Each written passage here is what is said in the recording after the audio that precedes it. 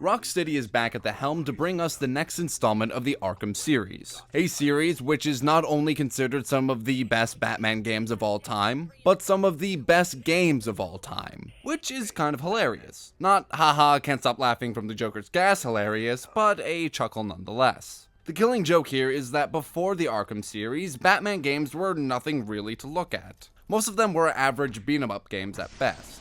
But Batman also had a lot of weird games. For instance, let's jump back to year 1 at his video game debut in 1986, with the aptly named Batman game. And yep, not what you were expecting. This was a 3D isometric collection game where you must collect 7 parts of the Bat hovercraft to save Robin, because of reasons. Even though this came out the same year as Frank Miller's Dark Knight Returns, this game draws heavily from the Adam West era.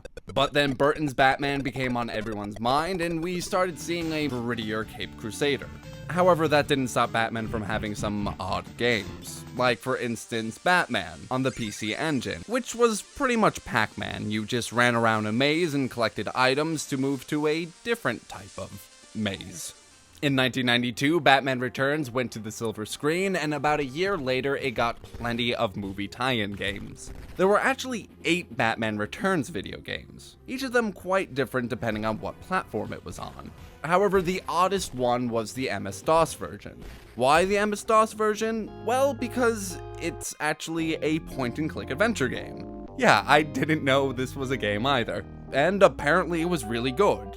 Just different.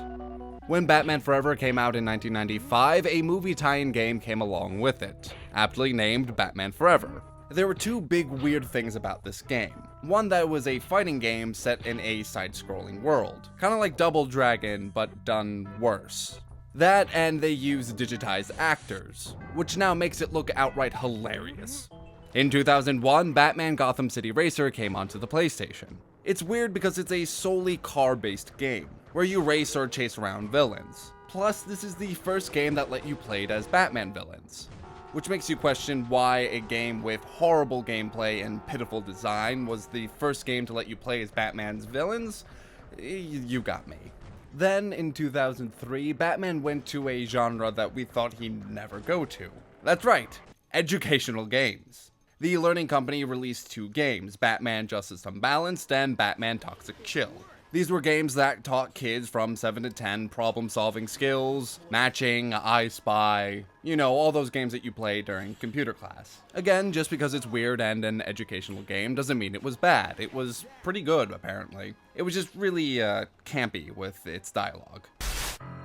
I've heard of egg timers, but this is ridiculous. Then we got the Lego Batman series, which I understand are amazing games, but they were very weird when they came out at first. For more than 2 decades, writers have been trying to shape Batman as this dark and gritty anti-hero. And then Lego Batman happened.